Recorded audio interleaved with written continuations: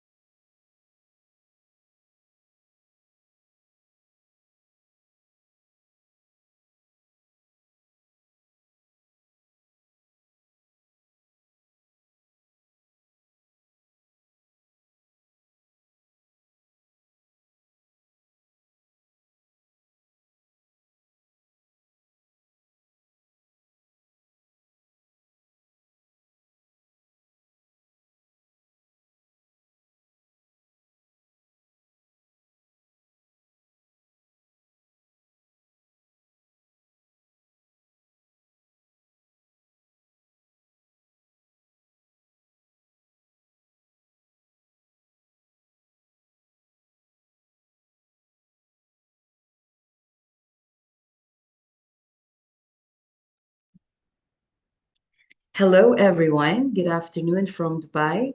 I hope you're all safe and well. And before we begin, may I please check if my audio is clear and if you can hear me properly?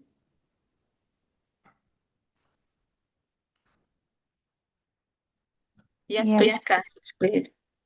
Thank you so much.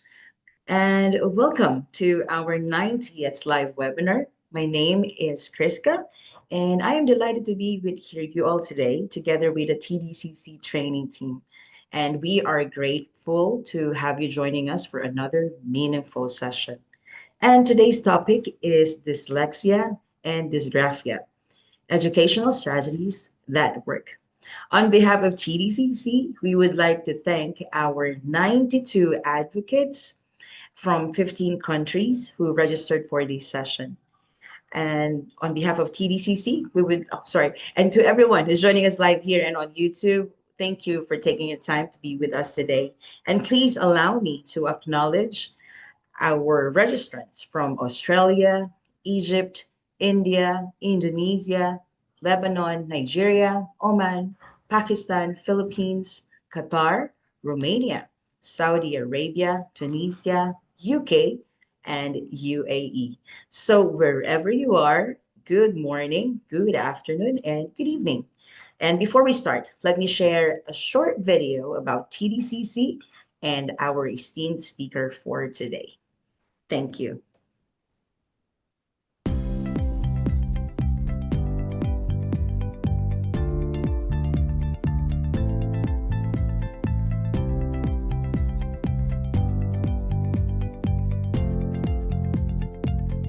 Welcome to the TDCC Community Live webinar. TDCC stands for the Developing Child Center, located in Dubai and Abu Dhabi, UAE, established in 2012. We have been providing personalized support to over 1,000 children. We have over 80 dedicated and committed experts, and we work closely with parents and schools to ensure no child is left behind. We think different, we teach different. We empower, not limit children. Labels like autism, dyslexia and ADHD are not relevant or perceived as disabilities, difficulties or disorders that limit children's abilities. We believe that brilliance needs difference. The TDCC services are available in English, French and Arabic. The inclusive educational services nurture and support the developmental and educational needs and help empower each child to reach their full potential. Occupational therapy assists children in performing and achieving important learning and developmental skills they need in life. Psychomotor therapy is a healthcare profession that is based on a holistic view of the person and is involved in the treatment of different disorders. Speech and language therapy assists children who have disorders of speech, language, communication, and swallowing. Psychology provides both educational and clinical services, including counseling and parenting. ABA therapy focuses on improving specific behaviors. It is commonly practiced as a therapeutic intervention for individuals with autism. The specialist learning support. We assist in developing the academic and social development of students who need support in all these areas. BrainLinks at TDCC provides targeted brain-based programs designed to strengthen learning, regulation, and overall development through the Aerosmith program, the Neuralink process, and neurofeedback. And we design and host local and international training and workshops for practitioners, parents, caregivers, and educators. Just like this one today. We have a few rules to follow during the webinar. Please remain muted while the speaker is presenting. Please give your full attention to the presentation. We will be sending you the replay so you can review it any time. Please be interactive if the speaker requests your participation. During the question and answer session, we kindly request everyone to type their questions in the chat box and the speaker will address them. We are honored to welcome today's speaker, Praveen, educational psychologist and intervention specialist at TDCC. With over 20 years of experience, Praveen brings deep expertise in supporting children with dyslexia, dysgraphia, ADHD, and processing disorders. He holds a master's in psychology and is certified in evidence-based programs such as the Orton-Gillingham approach, Slingerland, and Wilson multisensory teaching. His work includes psychoeducational assessments, designed IEPs, remedial instruction, and the use of assistive technology and learning propensity tools. At the heart of his practice is a commitment to structured, multisensory, and strengths-based interventions that unlock each child's potential. Join us as he leads this important presentation. Ladies and gentlemen, we all welcome Praveen.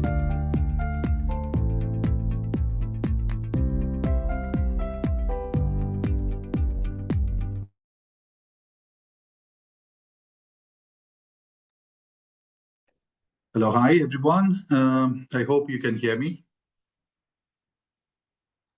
Yes, Praveen, we Yeah. can hear you. Okay, Yes. great. So I'm Praveen, and today we will be discussing about dyslexia, dysgraphia. What is dyslexia and dysgraphia, and how can we help those individuals with dyslexia and dysgraphia? And in between, if you have any questions, you are welcome to type it in the chat box, and we will answer those questions. And we have time at the end also for the questions. Okay, so we are going to start. Let me just share my screen.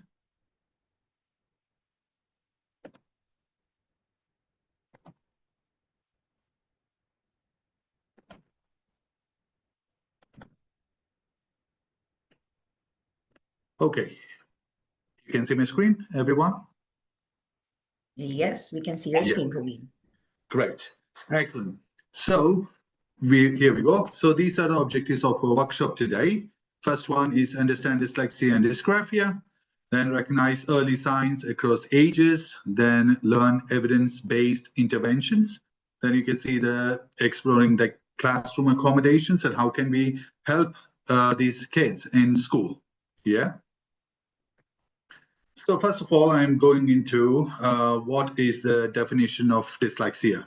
Okay, so you can see here dyslexia is a neurobiological learning disability, and it will have difficulties with accurate and or fluent word recognition, and spelling difficulties and decoding abilities will be affected. So you can see here already I've given here difficulties with accurate or fluent word recognition. It's not just they are not recognizing or they are not decoding the words, and accurate fluent reading also is affected. And the most important thing that you can see here, dyslexia is not a reflection of intelligence. Please be careful when we are, talking about dyslexia and they say that, oh no, he can't do anything, he cannot think, or he's not smart enough. No, it's not like that. It's not a reflection of intelligence. Mainly, you can see where it's come from. It stems from a deficit in the phonological component of language. Okay, that is often expected in relation to other cognitive abilities. So that is not what we say as related to intelligence. It's always related to how a person or child can decode or encode sounds and how to use those one to make words, and in comprehension and in written expression it goes like that. So it is not a reflection of intelligence. Please be careful when we are talking about dyslexia dysgraphia in relation with intelligence. Then you can see here understanding the learning disabilities. You can see the input here that I'm showing through different senses that we are getting the input. The child is getting the input, and you can see it's through vision, through like auditory. So whichever way the child is getting the information input, and then there will be a gap in processing. The connection is the problem here, because if you see, we have different areas in the brain that affects or that is responsible for different functions. So for example, this is of speech, and at the back that we can just say that is for vision. So the child has to see the word and read. Okay, if the connection is not there, the child may be just seeing the word, but he don't know how to read it because there is no connection. So that is the problem here. You can see the information processing gap. Okay, the information processing gap will lead to, you can see different areas or different types of conditions. Dyslexia, with reading, decoding, dyscalculia, you can see with numbers, then dysgraphia, mainly with writing, then auditory processing or visual processing disorders, and nonverbal learning disability. Okay, all these are different types of conditions that can result from this information processing gap. Yeah. Now, dyslexia. So we are starting with dyslexia, more in-depth explanation here. Now, first characteristics you can see in dyslexia, mainly you can see slow and effortful reading, then difficulty sounding out unfamiliar words, because they might have a set of words memorized. Okay, when they see that word, they will be able to read it. But once they get a word that is unfamiliar, they don't know how to process it. Okay, I'm not saying how to read it. They don't know how to work it out. Okay, so that is another thing. Then poor spelling, then reading fatigue. Oh yeah, this is tiring. So always you can hear that kind of feedback from the kids. Then avoidance of reading tasks, because they will try.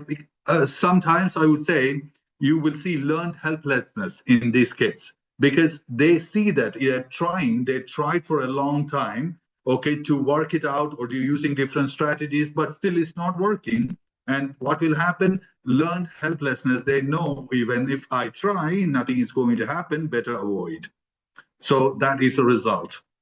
And you can see here early signs. This is very important for you to see or check. Starting from the very early ages, you can see preschool stages, delayed speech, then difficulty in rhyming words, and trouble learning letters. So it will start from there. I'm not saying these are dyslexic kids, but these are the signs. Okay, then in primary school, you can see that slow reading, guessing words. I don't know whether you have seen this with the kids, because when they get a word they don't know how to read or how to decode, what happens is they will see the first two letters or the first syllable of the word and guess the remaining part. And that's what is happening with most of the kids with dyslexia, because this is kind of a compensatory strategy they use to survive. Because most of the time they don't want to show in front of others that I don't know how to read this. They try to use this strategy to work it out, so that they will say, okay, fine, I can just try to read it. If it's correct, it's correct. Otherwise, leave it, it's in. Then you can see here guessing words and weak spelling. And these are some early signs: delayed speech development, trouble learning nursery rhymes, then mixing up directions of words like letters, mainly B, D, okay? And you can see with numbers also 5, the other way around. So you can just see all these things with dyslexic kids. Then mispronouncing long words, forgetfulness with names, difficulty following directions, struggles with sequences. Actually, you can just see there are problems with word letter sequences in words. For example, if I have a word said, S-A-I-D, they will write S-I-A-D. So all the letters will be there, but they don't know the sequence because they don't know the strategy, how to work it out. Yeah. Now, here we go. So I'm going to give you 2 minutes, all of you. Just think about a child or a student, okay, in your life. Which of the indicators we mentioned that will give us an idea, okay, whether it's dyslexia or whichever difficulty it is. You can see, you can just share your answers in the chat box in one word, like decoding difficulty, reading fluency, spelling, whatever it is. There are no right or wrong answers, it's fine. So you can just write, think about a child that you work with, or you are seeing having difficulties. Please write down your answers of what type of difficulty you see with these kids.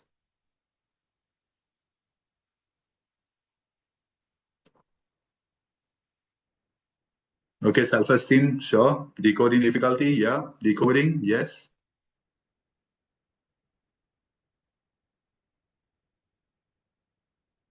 Working memory for sure, yeah.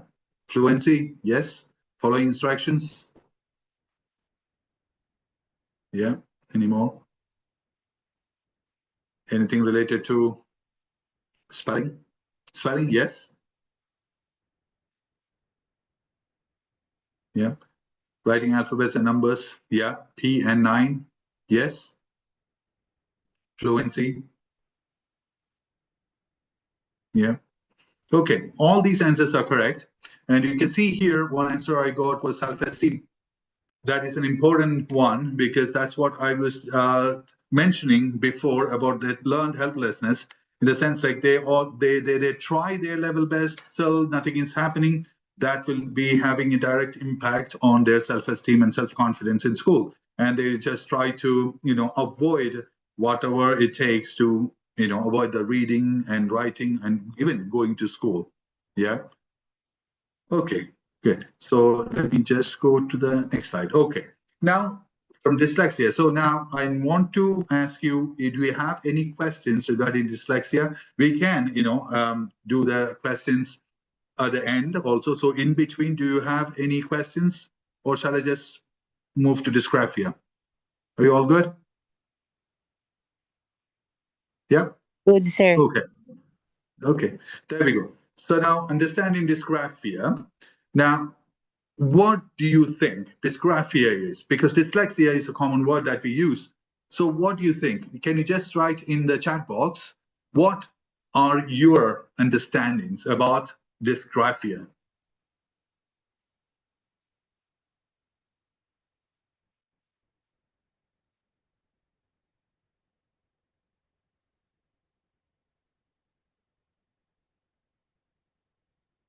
Difficulty with handwriting? Yeah.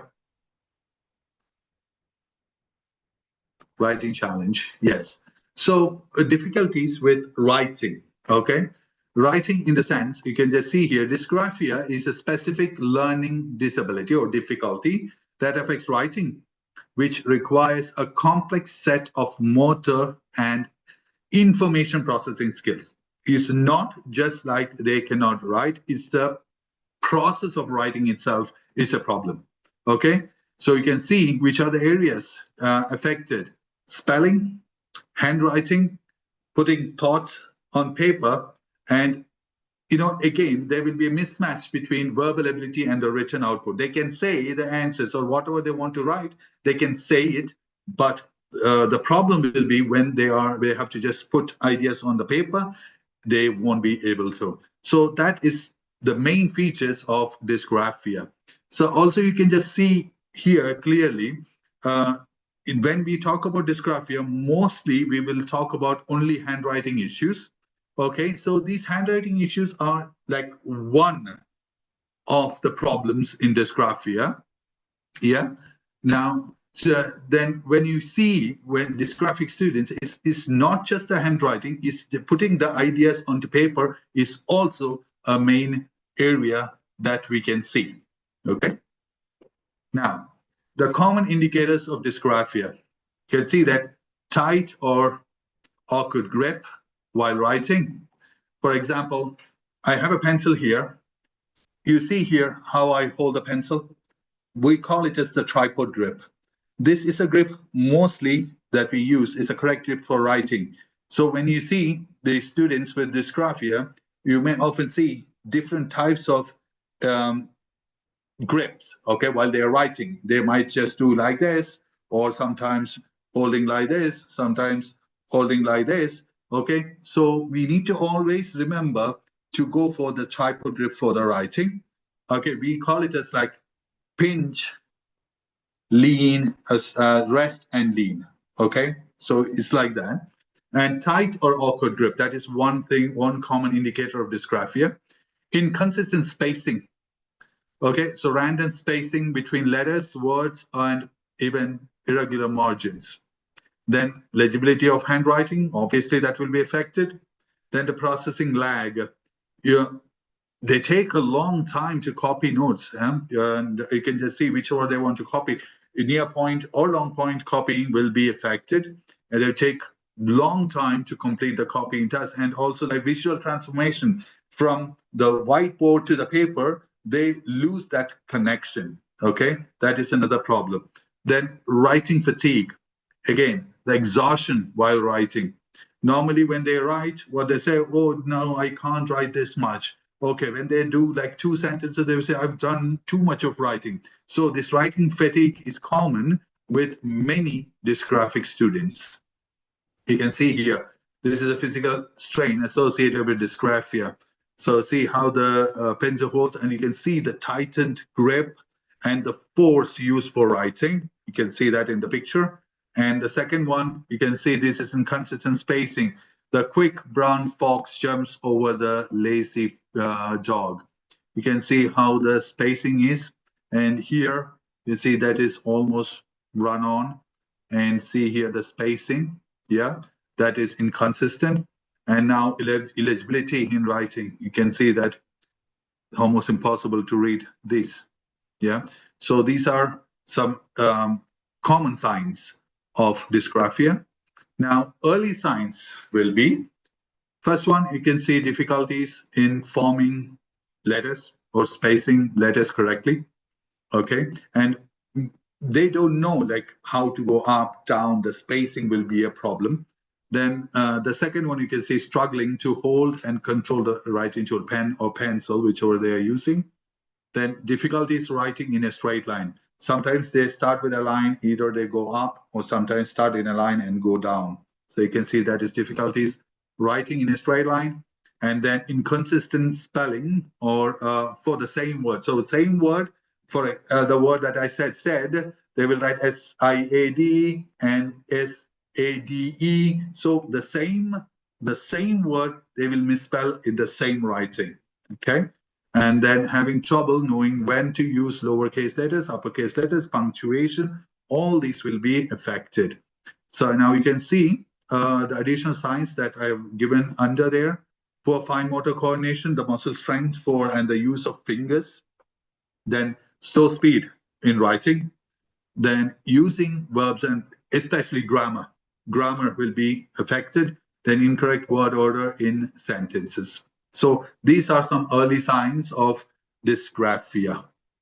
Okay, so now I'm going to show you here, there are 3 subtypes for dysgraphia. It's not just one handwriting itself. You can just see that there are different ones. The first one is called dyslexic dysgraphia. The second one is called motor dysgraphia. And the third one is spatial dysgraphia. So I'll just go into each of these. The first one is dyslexic dysgraphia.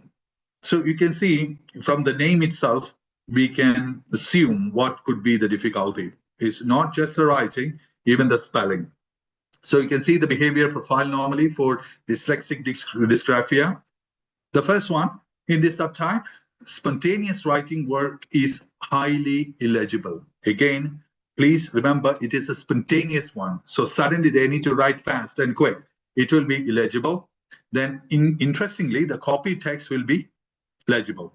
Copying would be fine, but they had to just write, a teacher is giving a topic and they have to write that time itself, and that you can see it will be affected. Then spelling is a problem in these types. You can say they have weak phonetic orthographic association. Spelling will be a problem. So what will be the neurological deficit there? The core struggle lies in the brain's ability actually to recall and formulate internal spontaneous letter shapes and combinations. So that means how a letter will be formed and how is it used in a word and how the spelling is used in that. For example, I have a word said, which A I should use? Is it a with a E or AI? That will be a problem. And then fine motor dexterity and hand grip movements remain within the standard. So there won't be a problem mostly with their gripping. So the problem mainly seen with their weak spelling and the spontaneous writing will be affected. So that is dyslexic dysgraphia. The second one is motor dysgraphia. Again, the behavior profile here, both spontaneous and copied texts are highly illegible. So it's not just the copying. As I said before in the last one, the copying part will be fine, but here the spontaneous and the copying part, both are illegible. Extremely brief samples may look acceptable, but require immense focus and strain. And hand grasp is awkward, tense, and tires the child quickly. So all the areas, you can say motor difficulties will be there. So gripping will be a problem. It will be, as I showed you, immense pressure given in the writing, and the pencil grip, the hold of the pencil, everything will be a problem. And both copying and spontaneous writing will be affected. So in this subtype, you can see it's a general fine motor problem, we can say, and poor muscle tone, and or the motor planning deficits. So it's mostly related to motor planning, the physical problem of how the muscle will be used for handwriting. And here the spelling skills would be fine for these kids. Mostly they will use the spelling correctly, but this is the problem is mainly about muscle coordination, not with language. Okay. Now you can see here the third one, spatial dysgraphia. So this is a third type. In this one, the students display bizarre spacing issues between letters and words. Spontaneous writing and copying are highly challenging, with letters drifting off lines and margins. Spelling abilities are generally intact. So in here, the spacing, while they're writing on the paper, the spacing in the paper is a problem. Where to start? They start from, as I said, start from one line and go down or go up. And they don't know how to space words in sentences. And that is the sign of spatial dysgraphia. So what's the neurological deficit there? The root problem is from the visual spatial processing difficulties. So how this is a visual spatial problem, how they can use space or the paper in accurate writing. And then the brain struggles to establish spatial relationship, causing letters to collide or separate inconsistently across the paper. So that will be mostly run-on sentences, and words will be on top of each other. And they don't know like where to, like sometimes they just go to the end of the paper and write down a little bit like that one. They will not go to the next line. So this is the spatial dysgraphia signs. So this is the problem, and you can see the neurological deficit for that. Now, dyslexia versus dysgraphia. So you can see there, dyslexia is mainly related to reading, decoding, and spelling. Okay, and dysgraphia is mainly connected to handwriting, not only handwriting. Please be careful in that one. Most of us will say, or most of the time we will think that dysgraphia means only handwriting. Not only handwriting, written expression, organization of writing also. Yeah, many students may have both, but it's not necessary to have a dyslexic student to have dysgraphia, or the dysgraphia student should have dyslexia. Okay, so mostly you can see this in both conditions in the same kid. Okay, so you can see the overlap and the mental load on kids with dyslexia and dysgraphia together. So it's common, as I said, for dyslexia and dysgraphia to co-occur. It will come in the same kid, and this creates a double burden for the kids. And they are already having problems with decoding of words, and then again they struggle with writing, how to just put down those words on the paper. So this, again, we are talking about the self-esteem issue that we have discussed before. This results in high levels of cognitive overload, yeah, where the brain's energy is spent entirely on mechanical execution rather than comprehension, analysis, or creativity. I'll just give you an example. When a child is reading, a dyslexic child reading a text, okay, and they got a word they don't know how to read, so they try to work out that word, and that is kind of real energy given in decoding the word, and whatever they have read until that time is not there. So then they have to go back and read again so that they can get the meaning, they can get the comprehension done. So that's why it's entirely, they have the full energy is given in that task, and the comprehension, analysis, and writing expression or written expression, whatever we say, that will be affected at the end. Yeah. Now, And you can see there is a 40% higher risk of developing anxiety-related issues in these students. And you can see students with learning differences are more likely to experience academic anxiety, school avoidance, and low self-esteem if left unsupported. Yeah, so that is very important. Always there is a chance to develop these anxiety issues related to school, and we need to be uh, we need to always be careful about seeing the child early in the early stages so that we can see how we can help this child, like early intervention should be given. Okay, then again, early intervention and accommodations is very important, and that is important to build a like safe to struggle environment. There is no problem in struggling. We are failing, no problem, we get this strategy to work it out. Okay, that is very important for these kids, and the focus should be strictly on growth, not on mechanical perfection. So you can see how these students were doing at the beginning and how they are improving. We need to always compare with the beginning what they were doing and now how they have improved, rather than looking at only the perfection. Yeah.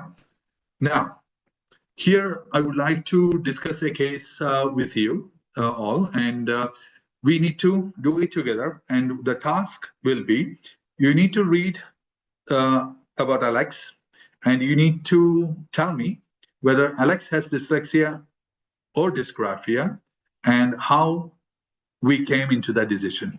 Okay, and we will get like 3 to 4 minutes to do that. You can just write your answers in the chat box also. So I'm going to read it to you. Alex is 8 years old and he is in grade 3. His background: Alex is a bright, creative, and highly verbal 8-year-old boy. In class discussions, Alex has excellent ideas, an advanced vocabulary, and great comprehension skills when listening to a story to read aloud. However, written tasks are a daily battleground. Then, the presenting behaviors. The writing process: when given a prompt to write a paragraph about their weekend, Alex stares at the paper for a long time, looking stressed. After 20 minutes, Alex has only written 2 short, incomplete sentences. Then, the workbook. Alex's, one second. Okay. Alex's letters are unevenly sized. Some are huge, while others are tiny. They frequently drift off the lines, and capital letters are scattered randomly inside words. Then physical signs. While writing, Alex grips the pencil so tightly that their knuckles turn white, and they complain that their wrist hurts after just a few minutes. They often lean their head and the way down to the desk while working. Then spelling. Alexa's spelling is highly inconsistent. They might spell the word said correctly on one line, but spell it SED or SIAD on line 3. However, when reading flashcards of these exact same sight words, Alex can read them accurately and quickly. Then copying task. When copying homework assignments from the whiteboard into a planner, Alex makes numerous errors, leaves words half finished, and takes twice as long as their peers. Okay, so this is Alex.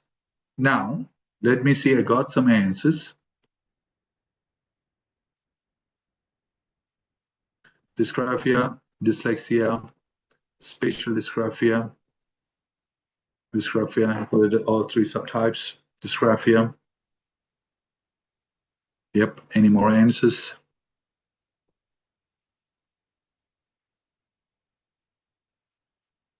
Okay, great.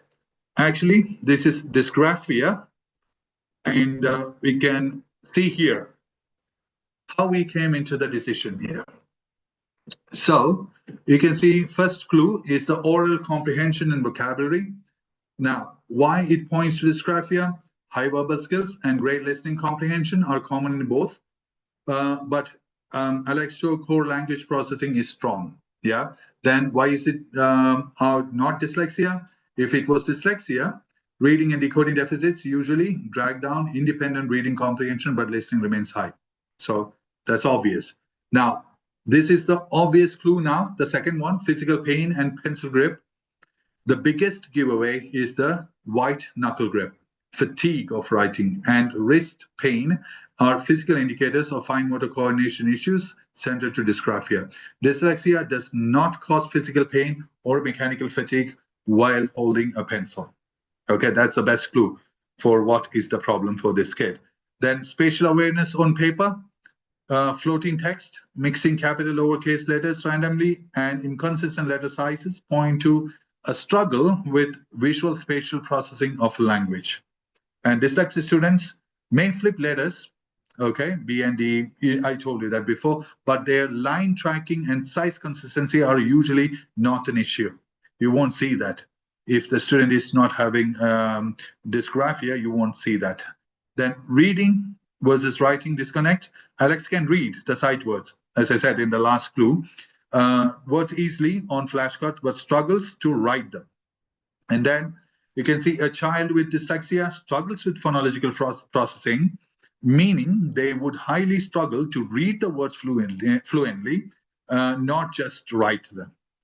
Then the copying struggle, copying from the board requires massive visual motor shifting or visual motor transportation, I said, which is exhausting for dysgraphic kids. Dyslexic kids struggle mainly with encoding, the spelling, but simple visual copying tasks won't be a problem for them. Okay, so I just wanted to discuss this case with you so that you can see what is dyslexia and what is dysgraphia, and which is not dyslexia and which is not dysgraphia. Okay, so we move on to the next one. Again, I need to repeat this. Dysgraphia is not just bad handwriting. It's a disconnect between the brain's language centers and the motor muscles in the hand. The connection is not there, or the connection is not developed. So Alex, in the case that we discussed, knows what to say, but the physical machinery to output it on the paper is broken. So dyslexia is not just bad handwriting. Okay. Now we are going to the strategies, education strategies. Part 1, strategy for dyslexia. You have heard about this multisensory teaching approach. Before I go into that, I would like to ask you all, can you tell me what you mean by multisensory teaching approach for dyslexic students? Just like 1 minute, whatever it is, just write it down in the chat box. There are no wrong answers, just carry on giving your answers.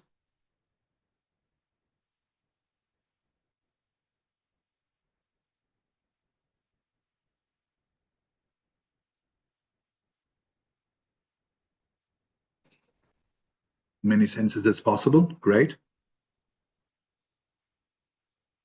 Any other?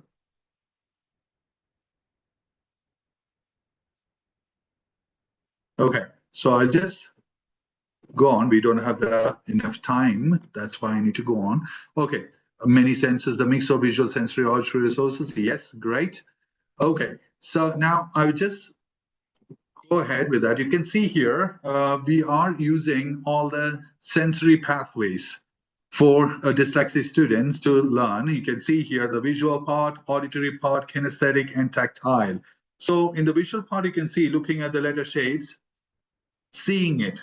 Always remember, please, this one, when we are doing decoding, decoding is always visual first for the student. They see the word, and then the word identification happens, and after that, they read it. But the other way in encoding, that is auditory first. Encoding is for spelling. They hear the word, and then they process it for spelling. So we need to use all these sensory pathways together. And again, the important part here, multiple senses at the same time, simultaneously, is very important. It's not just like you just ask the student, okay, just read it, then after that write it. No, it should happen at the same time. For example, when I have sessions with my students, when I have handwriting, for example. I teach them mostly cursive writing because there are, studies showing that cursive writing will increase the writing fluency in students. There are two, arguments on that one, but I always go with handwriting cursive first for these kids, and those who cannot follow that, those who are having dysgraphia, I may go to manuscript. But the example is, for example, I'm teaching them the letters. Okay, I teach them like write in the air. They write, say it, and they say it and they write it together at the same time. For example, A, go up, then curve, down, touch, connection, A. All these ones, they say it while they are forming the letters. That means they are seeing what they are writing, they are hearing what they are writing, and they are saying it and hearing the formation of letter, and you can see how I'm moving my hand. So it's very important for dyslexic students to use multi-sensory approach for intervention. You can see there again at the same time all the senses. Yeah. Then second one is evidence-based spelling. So this one goes to like explicit teaching is needed for all these. Syllabication rules, there are vowel types or syllable types. We need to teach them separately, and it should be always cumulative. You are going to teach this concept, okay? Then they are going to move on to the new concept. Always you have to review the concepts taught first 10 minutes, then move to the second one. So it should be cumulative. And the second one, you can see morphological awareness, teaching them, again, a word, dividing that word into smaller chunks is very important. Like if there is a prefix there, it's a base word, is it a suffix? So you need to teach them to identify parts of words rather than just asking them to guess the word completely. So that memorizing will not work for, because most of the time, as we said before, working memory will be an issue. So at that time, what we need to remember, dividing the tasks into smaller chunks, very important for these kids. Then the third one, pattern recognition, that means teaching the spelling rules. Then targeted overlearning, repetition. Okay, what they have learned, as I said, always review first, then do the new ones. That is evidence-based spelling. Then phoneme grapheme mapping. So you can see here, in English, you can say the same sound will have different spellings. The kids will have confusion when to use which one. For example, you can see here, for the sound, F, there's FF, there is PH. So we need to teach them exclusively saying that, okay, F or has three types of spellings, F, FF, and PH. When I'm talking about phoneme or phonemic awareness, sorry, I just want to go to the basics a little bit more. For example, when we are saying the sound of letters, most of the time we have these letters and say the sound. I have the sound F, the sound of letter F, which mostly I hear the kids saying F. If we say F, then we are adding an extra sound with it. That means when they're using that for spelling, they use an extra sound in their spelling. So when we are teaching the sounds, it's very important for us to teach it accurately, cut any extra sounds added. So sound of F is, and then I've heard most of the time, Q is pronounced as a sound, qua. Again, qua is Q-U-A, right? So when you have Q, as in the word queen, then if you say qua, queen will become quain, right? So Q, the sound is Q, queen. So that extra sound added there, the student will use it, the kid will use it in their writing because they can hear the sound, they feel the sound. The same way, W, mostly what we say, wa. Again, then wind will become wind, right? So the sound of W is wind, wind. The same as yellow, year, We will not say yeah. Shouldn't say yeah. It is yellow, right? So if you use these extra sounds, the students will use these extra sounds in their spelling. So we need to be careful when we are teaching the sounds. We need to be careful in in taking off any extra sounds associated with the letters. Again, the next one, sorry, I just went back a little bit. I need to come back to this. Okay, you can see here the long A sound.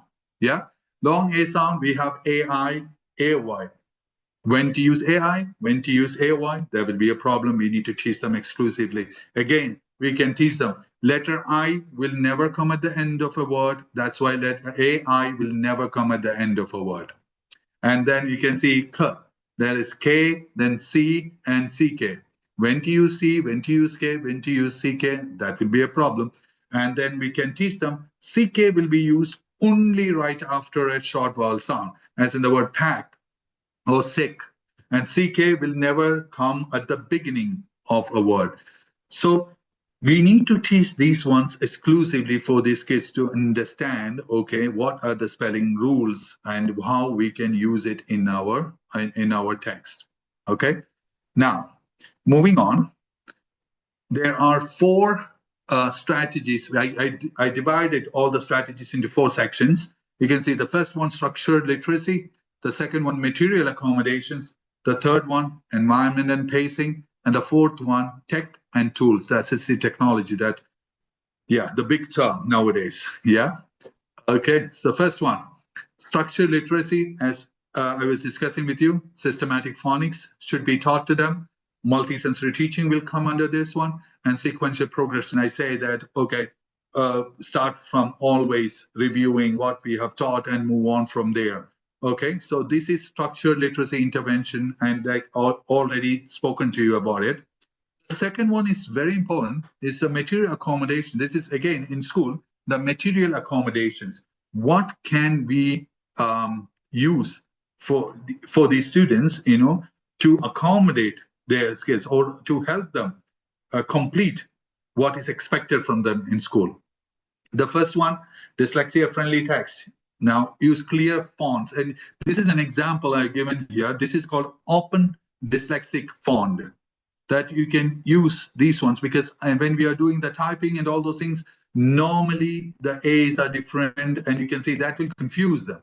So it would be better if you can use clear fonts for them instead of confusing them with different letter forms. Then increase letter spacing and avoid pure white background slides. And if there are problems with any background, then we need to just use the color layover and things like that.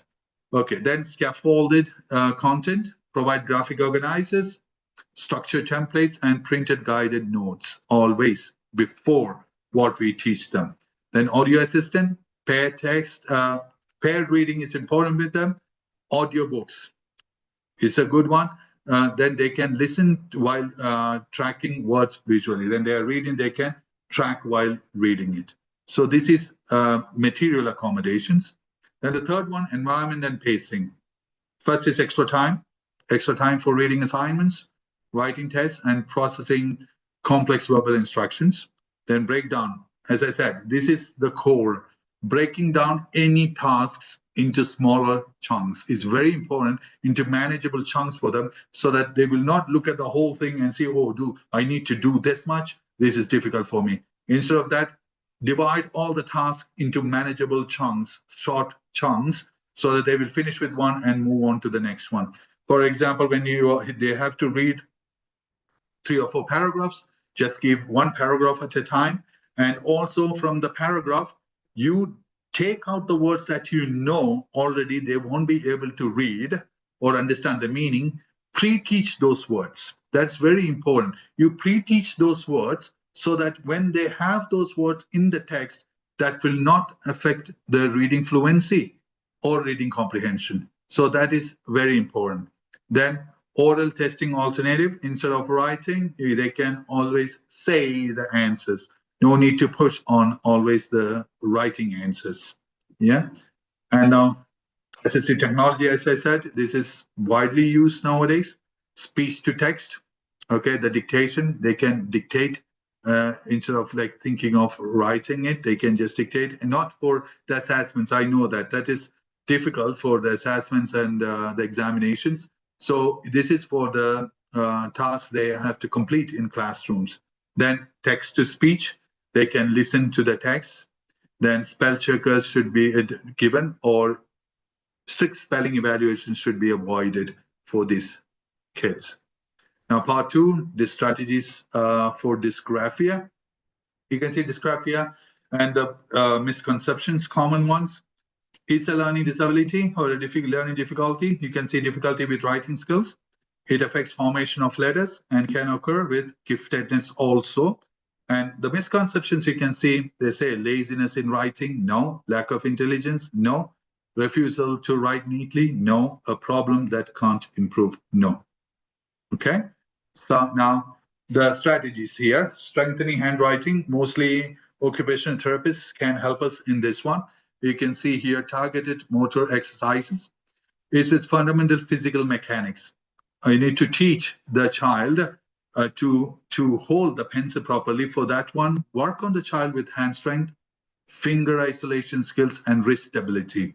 So these exercises like clay pinching, you can just see that there, pegboard coordination, and specialized elastic hand grip tools. We can use all these ones to build muscle coordination that is needed for long writing activities like pencil manipulation, you can see there.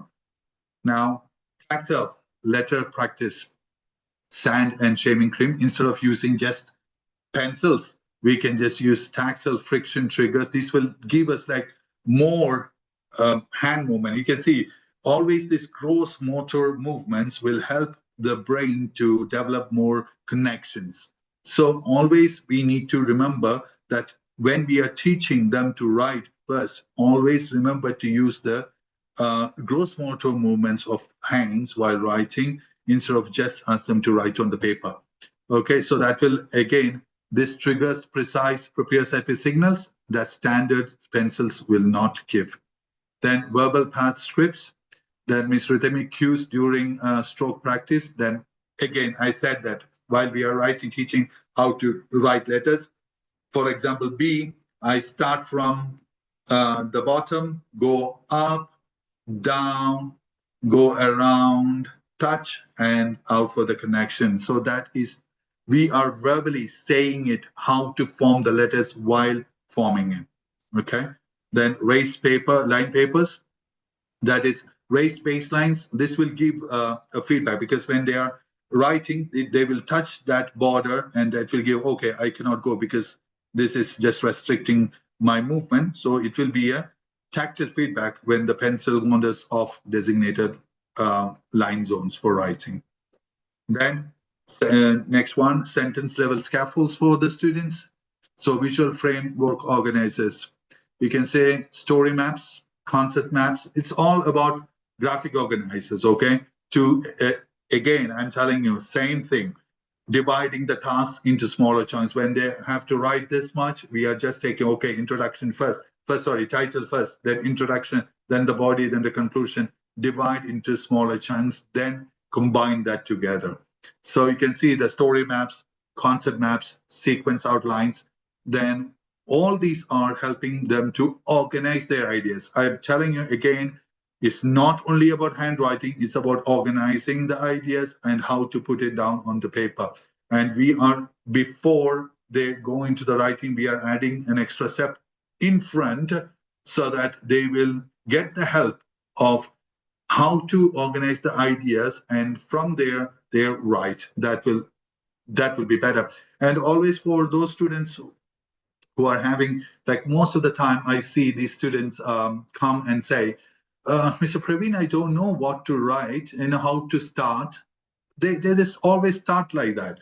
And what I do is, normally before they write, I ask them to say it what they want to write, and I record it. And then I play it back to them. At that time, what happens is they have this idea, okay, this is my idea and I have already said it. Now I can write it from there. And then they will not say, oh, I don't know what to write, how to start. Yeah, and it gives the responsibility also of their own writing because it's their own idea. They said it, and they will write it from there. Okay, and then you can see there sentence level scaffolds for an essay. You can see here how we divide into different sections. So these are the sentence frames. For example, I give them. So the claim, that means the introduction. So you can just give sentence frames also. They need to only fill that up, and then they can use this for writing that essay. So again, the same thing I'm repeating again and again, dividing this into smaller chunks that will not give them an idea, oh yeah, I need to just write this big. Yeah. So always comes this physical resistance comes with that. Then bypassing the pencil, alternative expression. So it's not just like always they need to write it down. So first thing you can say, they can also give oral examinations and presentations. They can use multimedia video or podcast submissions. Then human scribes for timed assignments are available. Then visual illustrations and detailed storyboards can be given as an assignment. Then how the transcription support, what the school or we can give. You can see here speech to text dictation programs that is important for dysgraphic kids. Then early explicit touch typing training. This was actually part of curriculum most of the time, I've seen in schools. But mostly now I can just see that kids do typing like this one. Some may type fast like that and with one finger like that one. So touch typing, if you can give them early enough in the early ages, starting from the early ages, that would be useful for these dysgraphic kids, for them to type instead of doing the writing. Then we can say fill in the blank notes outlines and allowing photo documentation of boards. So this can be used also for dysgraphia kids instead of pushing always for writing. Yeah. And then this is another part that's very important. We always need to look for quality over quantity. So if the child, all the kids are expected to do the 3 pages of writing, and we need to just use 1 page of writing for the dysgraphia kid, and we need to check for the quality instead of looking at those 3 pages. Yeah, evaluate a single well-structured and typed page and focus quality rather than sheer writing output. So this is very important because most of the time, when I talk to schools, when I talk to teachers, I ask them to focus on the work quality rather than the quantity. And the teachers are very helpful in these ones. And classroom strategies you can see there. Accommodations, the first one, assistive technology, as I said before, speech to text. Then alternative responses, you can say presentations or multiple choice questions or video projects. Then reduce note taking, that's important. Provide structured outlines, now notes and printouts or presentation slides, so the student can focus on listening rather than copying. Okay, they will be thinking about how to copy that down. They won't be listening to the teacher. Yeah, then the material modifications, shortened writing out prompts. Then you can just see there the grade of the student, the quality, again, not the quantity. Graphic organizers, I've already spoken to you about that. Then accept phonetic spelling. Do not penalize for handwriting or spelling errors, okay, on the assignments where the core goal is checking content knowledge rather than just checking only the spelling. Now, we are going to look at accommodations versus modifications. You can see it in reading, how we can give accommodation, give extra time or give larger font. Then modification, what modification could be done? Simplified text, then reduce vocabulary list. Sometimes I've seen in schools, for students, they give like 15 words weekly spelling tests. For these kids, just give half, okay? And then you can just assess on only that half one, because that will, again, not quantity, we look at the quality. Then writing speech to text, then scribe for essays, that is accommodation, that is for the exams. Then you can say modification in the classrooms, shortened assignments, and focus on one goal at a time. Then accommodation for exams, quiet testing place and guided notes. And here the modification, reduce grade level expectations. So these are all important, and this will help the child, to achieve. Again, self-confidence and self-esteem, you can see, is an important factor for these kids. Now, let's remember that accommodations like assistive technology or phoneme mapping do not lower our academic standards. They remove mechanical barriers. Now, by isolating a student's cognitive ability from their physical processing difficulties, we establish true operational equity in our classrooms. It's not cheating, it's to help the student to achieve. This shift in instruction designs requires intentionality, but it yields measurable gains in student independence and high quality performance. Okay? Okay, so that's it. Okay, so now let's see if we have any questions. And we can go ahead with the questions in the chat box, right, Triska? Yes, that's correct. They can type in their questions. Yes.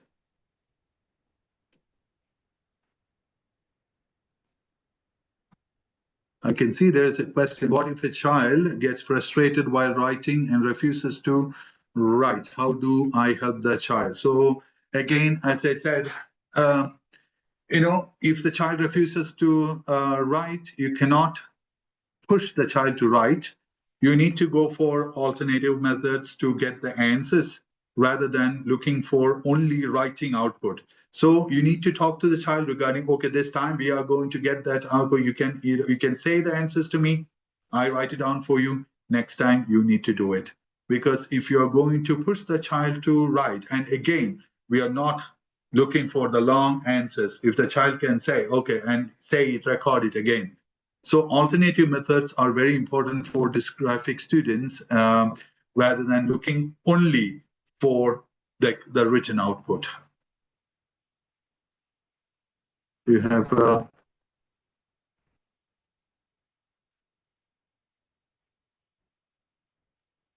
any other questions?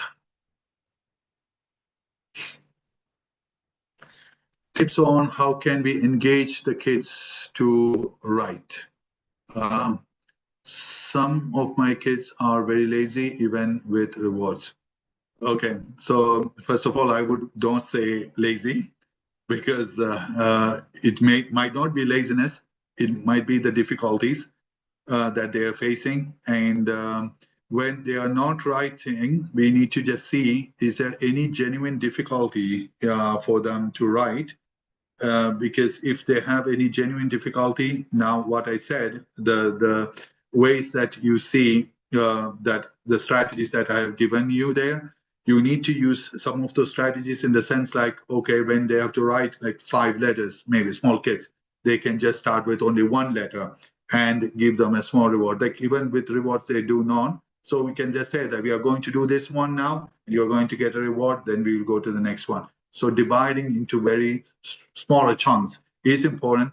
And again, important thing is find out whether they have any genuine difficulties with writing rather than they just avoiding the task.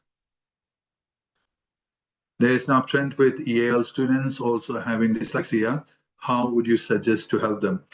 Okay, actually that we need to know EAL kids, we need to see whether it's a language issue or dyslexia, because mostly language issues are being seen. I'm not saying diagnosed as dyslexia. We need to find out whether they have dyslexia or not, and helping them in the sense like language kids actually there is the strategies are like different, and with dyslexia we need to just start from the very basics of letter sound association and skills like that. And even if those students, those who are having language difficulties, if they have these kind of difficulties, you can start from there, not a problem, but you need to work more on the vocabulary, rather than just phonetic, just like phonemic awareness and all those skills. What professions will be suitable for them? Okay, that is depending on their cognitive skills, and we need to just see if the student or if the kid is severely dysgraphic. You will not go for any profession that he needs to do a lot of writing.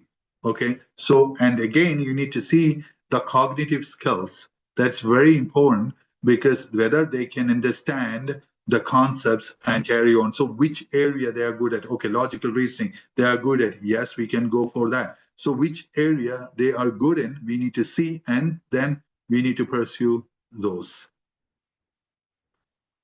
Okay, two of my EAL students are starting to transition to sense support. Yes, because EAL students also, we need to just see whether it's EAL, and also we need to always remember where if it's dyslexia. And again, so many parents come and ask me whether repeating a grade will help these kids to, close the gap.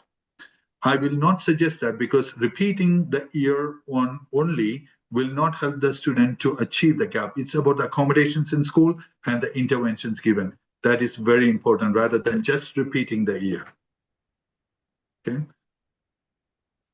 Can you please recommend any specific websites or programs that can help secondary grade GCSE in A-level dyslexia with dysgraphia student? Actually, websites are not helpful because you can just see many websites which give comprehension and things like that. For dyslexic student, I can just see that one program, Toe by Toe, that's a good one. It's a structured one that you can use. And then there's another one called Alpha to Omega. That's another program that is very good with. Okay, those are like self-explanatory. You can just see that you can carry on with the steps. But most of the times, this needs training. Some programs that you're using, you need to get trained in that one, and then you can help the student better. Okay, I think this will be our last question, Praveen, the last one. Yep. A medical diagnosis is necessary to confirm dysgraphia, or it can confirm by educational assessment and teacher's opinion. Okay, dyslexia and dysgraphia will be diagnosed actually by psychoeducation assessments. A complete psychoeducation assessment can give us the diagnosis of dyslexia and dysgraphia. Awesome. Well, thank you, Praveen. If everyone has their question, I think they can definitely send an email. In the chat box, they have your email there, and the training team also, the email address is available. And again, thank you, Praveen, for that very informative session. And thank you, everyone, for joining us here today. All. And on Thank YouTube you. live stream as well. And of course, we will be sending you the replay. And please stay tuned for the TDCC announcement, including the next webinar schedule. Thank you so much, everyone, and have a lovely weekend. Thank you, guys. Bye-bye. Bye.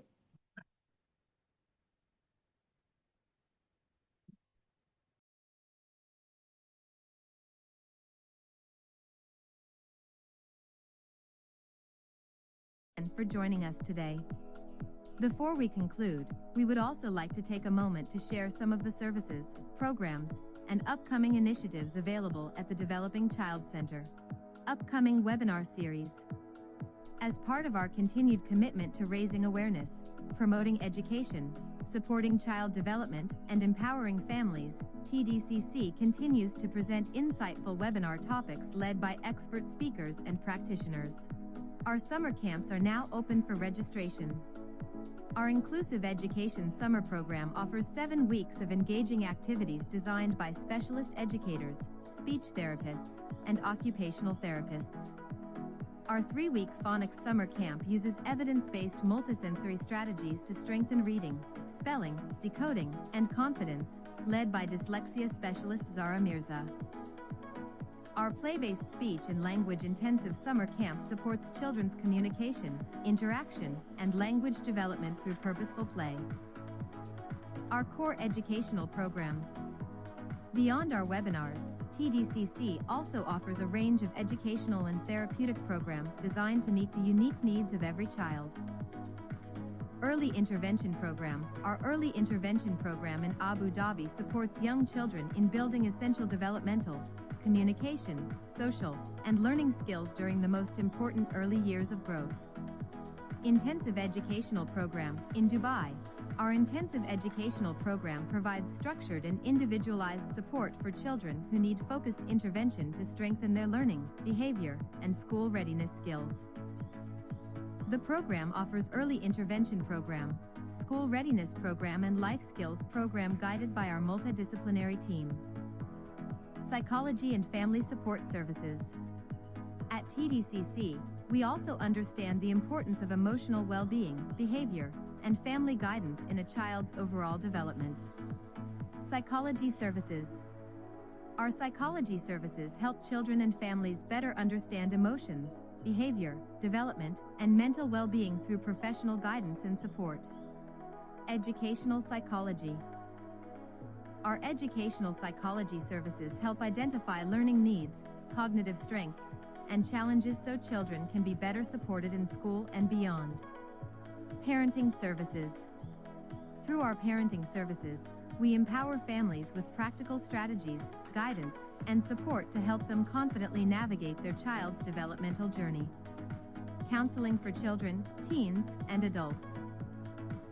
We also offer counseling for children, teens, and adults, providing a safe and supportive space to work through emotional, behavioral, social, and life challenges at every stage. Social, emotional, and behavioral assessments. Our social, emotional, and behavioral assessments help identify the emotional and behavioral factors affecting a child's daily functioning, relationships, and success at home or in school. Comprehensive assessments. To better understand each child's individual needs, TDCC also offers a range of specialized assessments. Multidisciplinary assessments. Our multidisciplinary assessments bring together different specialists to provide a holistic understanding of a child's strengths, needs, and developmental profile. Developmental assessments. Our developmental assessments help identify a child's progress across key areas such as communication, motor skills, social skills, and learning. Dyslexia assessment. This assessment helps identify signs of dyslexia and provides valuable insight into a child's reading, spelling, and language-based learning needs. Speech and language therapy assessment. Our speech and language therapy assessment looks at a child's communication abilities, including understanding, speaking, listening, social communication, and speech clarity. Occupational therapy assessments. Our occupational therapy assessments help identify challenges related to sensory processing, motor skills, attention, coordination, and everyday independence. Sleep assessment and intervention program. This program helps identify sleep-related challenges and provides practical strategies to support healthier sleep routines and better daily functioning. Psychomotor therapy. Psychomotor therapy supports the connection between movement, emotions, behavior, and learning. Through guided activities, it helps children strengthen body awareness, coordination, emotional regulation, confidence, and overall participation in everyday life. Speech, language, and communication support. Communication plays a vital role in every child's confidence, learning, and connection with others. That is why TDCC offers a range of services to support speech, language, and communication development. Speech and language therapy. Our speech and language therapy services support children in developing communication, understanding, expression, articulation, and social interaction skills. Feeding therapy. Our feeding therapy supports children who experience difficulties with chewing, swallowing, food acceptance, or mealtime routines in a supportive and gradual way. Play therapy. Through play therapy, children are supported in expressing feelings, processing experiences, and developing emotional regulation through the natural language of play. Occupational therapy and daily living support. TDCC also provides occupational therapy and daily living support to help children become more confident, regulated, and independent. Occupational therapy. Our occupational therapy services help children improve the skills they need for daily life, including play, learning, motor coordination, attention, and independence. Sensory integration therapy. Through sensory integration therapy, children who have difficulties processing sensory information can become more regulated, focused, and comfortable in everyday settings. Handwriting program. Our handwriting program helps children strengthen the fine motor, visual motor, and coordination skills needed for clearer and more confident writing. Toilet training program. Our toilet training program provides structured support to help children build readiness, confidence, and independence in toilet training. Listening therapy. Our listening therapy is designed to support attention, auditory processing, communication, and learning through targeted listening-based intervention. Tomatis therapy. We also offer tomatis therapy, a sound-based intervention that supports listening, attention, language, emotional regulation, and overall brain development. Specialized therapeutic interventions. For children who may benefit from more targeted intervention, TDCC also offers a number of specialized therapeutic services. The Aerosmith Program. An evidence-based cognitive training program that strengthens the brain's learning functions to create lasting change. It is done online and available for children, teens, and adults. Neurofeedback therapy. Our neurofeedback therapy helps train the brain toward healthier patterns that can support attention, regulation, emotional balance, and overall functioning. Neurolink process therapy. Our Neurolink process therapy supports brain-body connections that can positively influence regulation, learning, attention, and emotional development. ABA therapy. Our ABA therapy uses evidence-based strategies to support communication, learning, behavior, social skills, and everyday independence. Educational therapy. Our educational therapy provides individualized support for children who need help with learning skills, academic confidence, and school-related challenges. Dyslexia and Dysgraphia Intervention Program. This supports children with reading and writing difficulties through targeted intervention that builds stronger literacy and written expression skills. Summer Intensive Program. During school breaks, our Summer Intensive Program offers focused support to help children continue progressing in key developmental and academic areas. Phonics Boot Camp. And through our Phonics Boot Camp, children can strengthen foundational reading skills by building confidence in sounds, letters, decoding, and early literacy. Parent and caregiver empowerment. At TDCC, we believe that empowering families is an essential part of every child's progress. Caregiver training. Our caregiver training equips parents and caregivers with practical tools and strategies to better support a child's development in everyday routines. Empower Me program. Through our Empower Me program, families receive knowledge, guidance, and hands-on support tailored to their child's unique needs.